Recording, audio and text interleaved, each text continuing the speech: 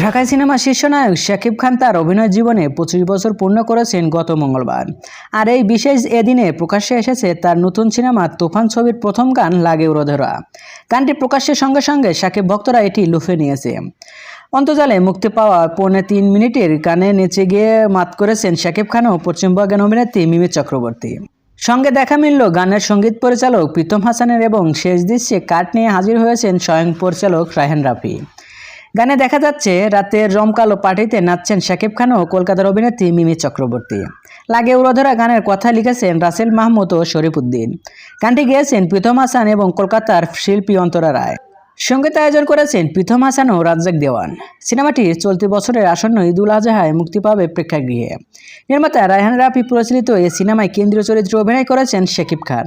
তার বিপরীতে আছেন ঢালিউডের নায়িকা মিমি চক্রবর্তী ও বাংলাদেশের মাসুমা রহমান নাবিলা।